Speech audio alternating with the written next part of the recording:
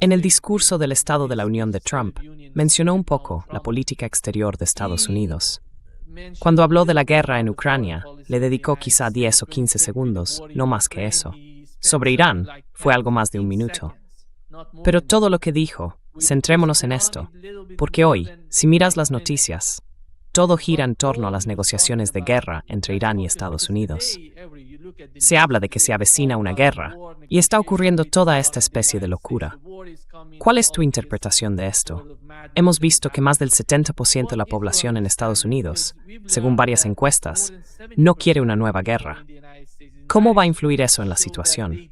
Sabemos que si ocurre algo, también afectaría drásticamente al precio del petróleo. ¿Cuál es tu interpretación de eso? De las políticas en Oriente Medio y Asia Occidental.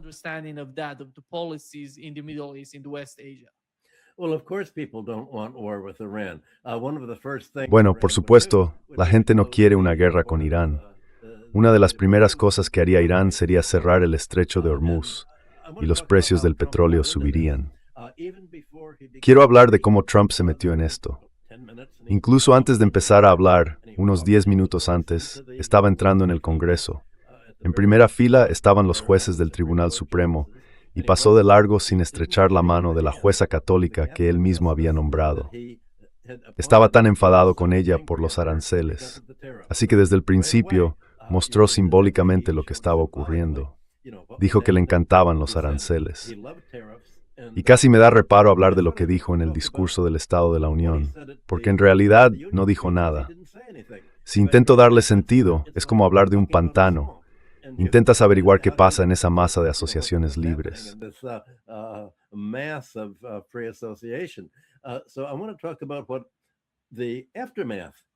Así que quiero hablar sobre lo que viene después, porque de eso están hablando hoy en The Wall Street Journal, por ejemplo. La gran noticia es la decisión del Tribunal Supremo sobre los aranceles. Antes de la sentencia, mucha gente esperaba que, por supuesto, los aranceles de Trump fueran ilegales. Por eso dedicó tanto tiempo en su discurso a decir, me encantan los aranceles, son maravillosos, aunque en realidad no lo sean, como ya hemos comentado antes. La gente esperaba que el Tribunal Supremo los anulara, y en ese caso, los importadores podrían presentar demandas para obtener reembolsos de todos los aranceles que habían pagado. Pues bien, ahora, el precio que los inversores especulativos están pagando por estos derechos de demanda para los reembolsos se ha duplicado, del 20% del importe original al 40%.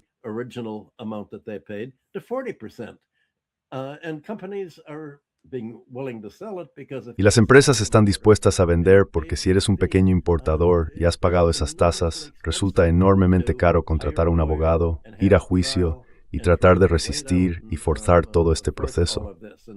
Los fondos de cobertura están dispuestos a cubrir los costes legales de las empresas que presentan reclamaciones, a cambio de quedarse con todo lo que recuperen por encima del 40%. Legalmente, las únicas personas que pueden obtener reembolsos por estos aranceles son los importadores que realmente los pagaron. Esto significa que es una bonanza para todas estas empresas, porque como ya hemos comentado, el 94% de los aranceles simplemente se trasladaron a los clientes. Lo que dijo Trump que los extranjeros iban a pagar era completamente falso. Han sido los consumidores estadounidenses quienes han pagado, no las empresas importadoras.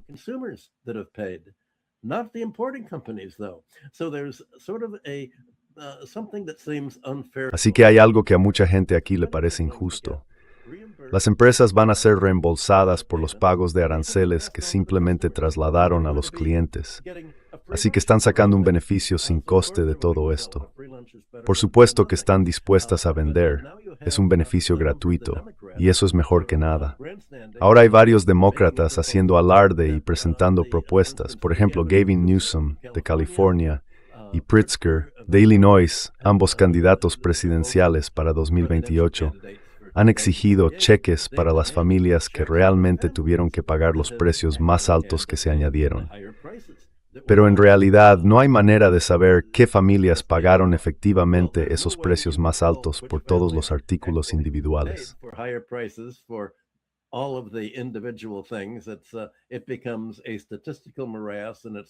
Se convierte en un embrollo estadístico y es casi imposible que alguna de estas familias cobre.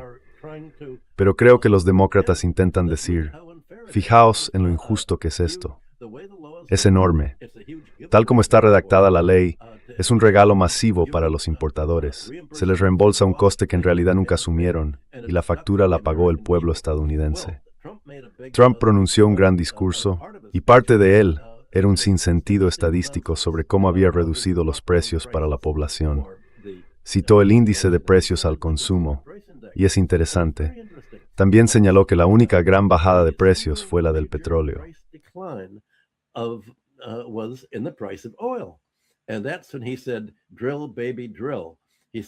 Y fue entonces cuando dijo, perfora, nena, perfora. Dijo, he dado todo mi apoyo a las compañías petroleras y a los perforadores, y el precio de la gasolina ha bajado. Citó todos los precios.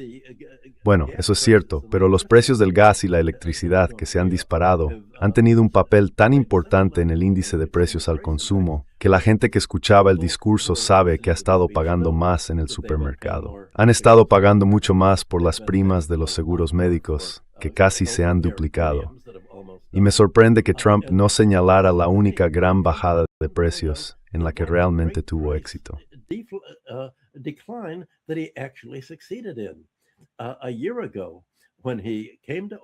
Hace un año, cuando asumió el cargo, ofreció a sus seguidores el reloj Trump por $100,000 y dijo, ya sabes, que era algo realmente elegante, que iba a ser un registro histórico.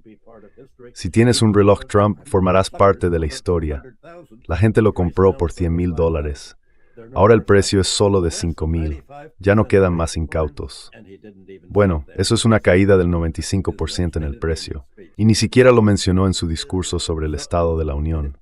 Así que básicamente se limitó a divagar durante unos 45 minutos, creo, llamando a distintas personas que habían sido heridas por inmigrantes ilegales, atacándolos. Había militares, jugadores olímpicos de hockey, nada en absoluto sobre su política. Así que me resulta muy difícil decir algo sobre la política.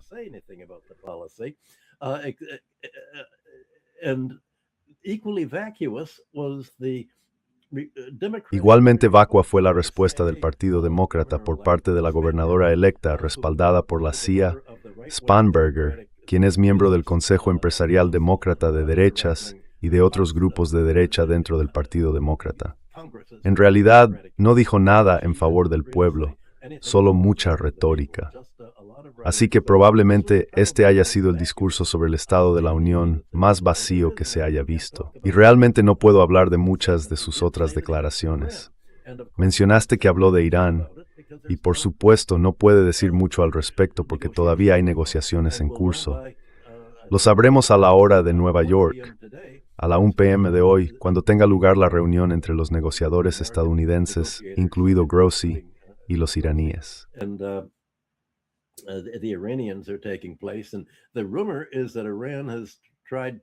Y el rumor es que Irán ha intentado ofrecer a Trump una oportunidad para que las compañías petroleras estadounidenses entren en Irán y básicamente sean contratadas por una parte proporcional de los pozos de petróleo que desarrollen. No estoy seguro de cómo puede realmente evolucionar esto, porque no creo que nadie confíe en que ese petróleo o cualquier otra inversión extranjera estadounidense vaya a ser políticamente neutral. Pero en cualquier caso, es evidente que Trump no podía decir realmente nada al respecto. No podía prometer paz y tampoco quería amenazar con la guerra. Así que quizá tú o Richard podáis sacar algo de esto. Pero creo que ya he dicho todo lo que puedo.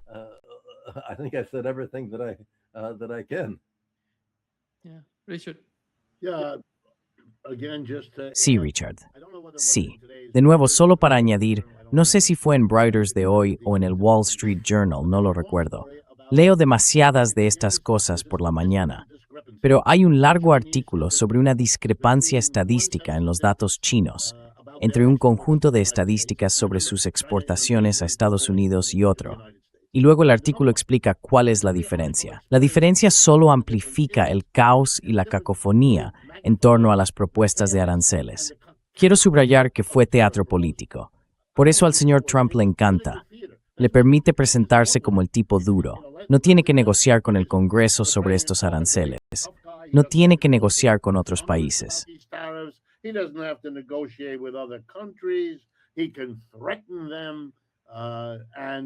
Puede amenazarlos, y si no acceden a pagar un tributo, prometiendo comprar productos estadounidenses de un tipo u otro, o, como acaba de decir Michael, permitiendo que las empresas estadounidenses inviertan, o literalmente pagando un tributo, como acordó von der Leyen en nombre de Europa, y así sucesivamente.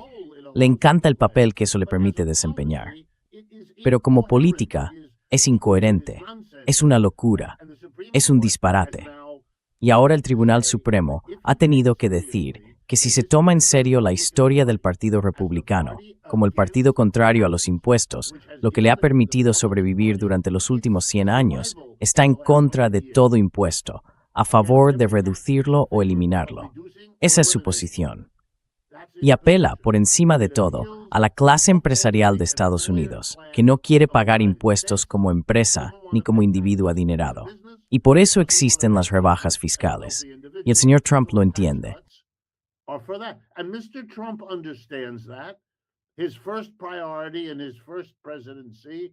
Su primera prioridad en su primera presidencia fue la rebaja de impuestos de diciembre de 2017. Y su primera prioridad en su segunda presidencia fue la gran y hermosa rebaja de impuestos que se aprobó en abril del año pasado. Así que sabemos cuáles son sus principales prioridades. Tiene que hacerlo para mantener la base del Partido Republicano, tanto en lo financiero como en lo ideológico y lo histórico. Pero entonces se encuentra con un problema, algo que le mira directamente a la cara. Si su programa consiste en reducir el déficit presupuestario estadounidense mediante un arancel, bueno, eso es un impuesto. Así que ahora es el gran republicano que está imponiendo impuestos. Y aunque le diga al mundo empresarial, os di una gran rebaja de impuestos en abril, no os quejéis cuando se imponga un aumento de impuestos con el arancel. Ya he compensado eso con la rebaja de impuestos que os di antes.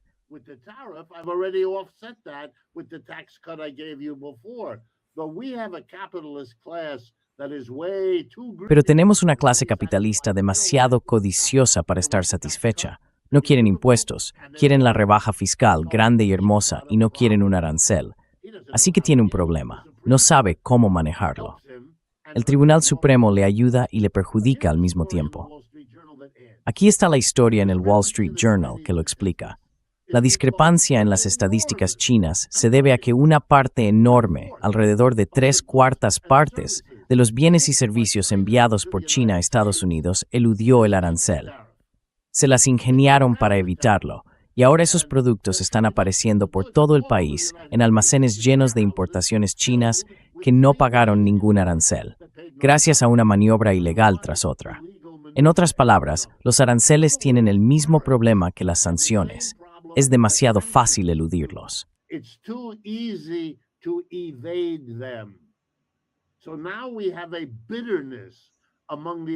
Así que ahora tenemos resentimiento entre las empresas estadounidenses que pagaron aranceles mientras sus competidores no lo hicieron.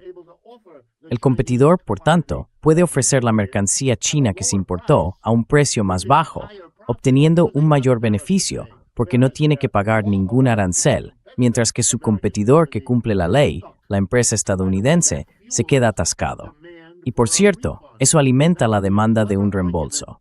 Ese será un argumento ingenioso en el Congreso para los partidarios de los reembolsos, porque ahora pueden decir que solo quieren igualar las condiciones entre las empresas que cumplieron la ley y pagaron el arancel y las empresas tramposas que se confabularon con los chinos para eludirlo. Esto debería provocar risa. Es el gigante estadounidense, ya sabes, haciéndose pis en la cama, incapaz de funcionar.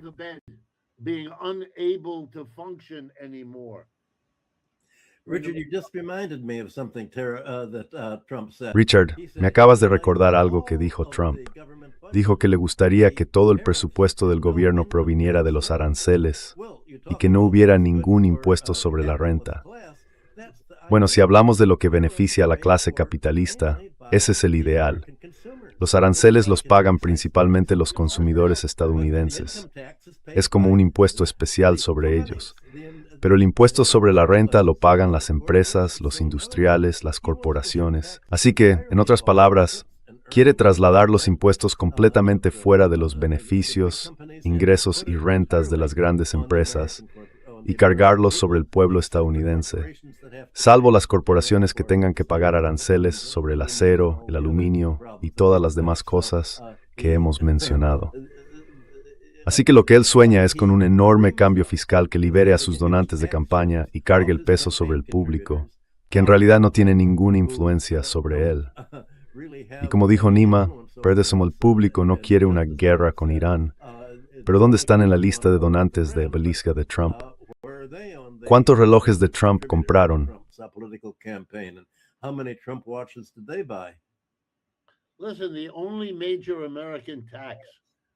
Escucha, el único gran impuesto estadounidense que sigue siendo progresivo, es decir, en el que pagas un porcentaje más alto cuanto más rico eres, es el impuesto sobre la renta.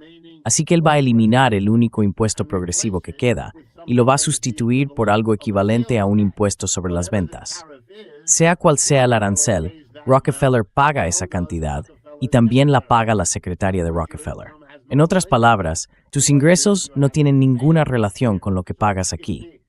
Es el sueño de los capitalistas y de los ricos que el impuesto sobre la renta que se les impuso a principios del siglo XX desaparezca a principios del siglo XXI. Ya sabes, lo habrán soportado durante...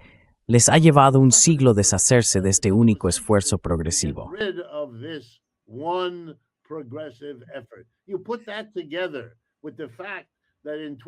Si unes eso con el hecho de que en 2026 hemos alcanzado un nuevo umbral, puedes dejar en tu patrimonio hasta $15 millones por persona o 30 millones por pareja, antes de que siquiera entre en juego el impuesto sobre sucesiones. Estos son los dos pasos que garantizan absolutamente lo que ya existe. Una clase perpetua de superricos que pueden asegurarse de que sus hijos continúen ocupando prácticamente la misma posición que ellos, eliminando cualquier pequeño vestigio de elemento democrático que antes estuviera entretejido en la estructura fiscal. Y al hacer ese comentario, el señor Trump se asegura de que todos comprendamos cuál es el proceso histórico que está ocurriendo aquí y cómo él está comprometido a llevarlo hasta ese fin.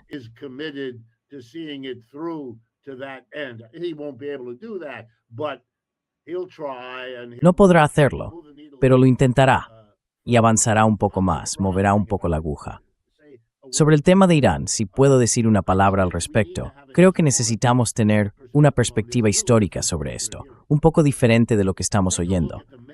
Echemos un vistazo a las principales guerras en las que Estados Unidos ha participado desde la Segunda Guerra Mundial: la Guerra de Corea, la Guerra de Vietnam, la Guerra de Afganistán y la Guerra de Irak. Bien, esas fueron las 4 grandes guerras en las que Estados Unidos estuvo involucrado. Y enfrentaron a Estados Unidos, en aquel momento el país más rico del mundo, el más desarrollado militarmente, contra 4 de los países más pobres del planeta.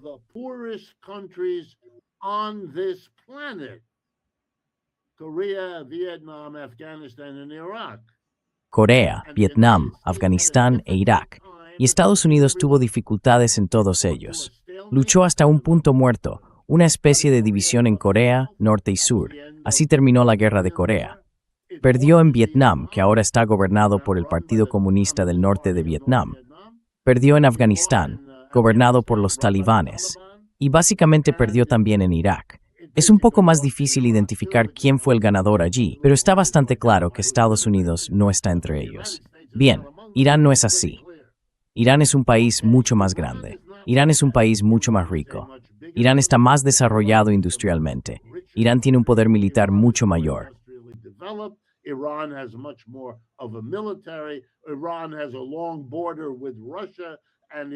Irán tiene una larga frontera con Rusia y mantiene una estrecha alianza tanto con Rusia como con China. Esto es diferente. No es de extrañar que el general Kane asesore al señor Trump. Permítame subrayar que el hecho de que el señor Kane asesore al señor Trump no es ni interesante ni relevante, aunque todos nos enteremos de ello. Eso sí que resulta curioso. Parece importante para algunas personas difundir el mensaje de que el ejército y la CIA no tienen muy claro cómo va a funcionar esto, ni qué tan bien va a salir. Y ese es el verdadero problema para el señor Trump. Porque si sumamos el caso Epstein, luego el desastre de los aranceles y ahora una guerra que pierde, las elecciones se habrán acabado. Tendrá que impedir esas elecciones o será apartado del poder por ellas.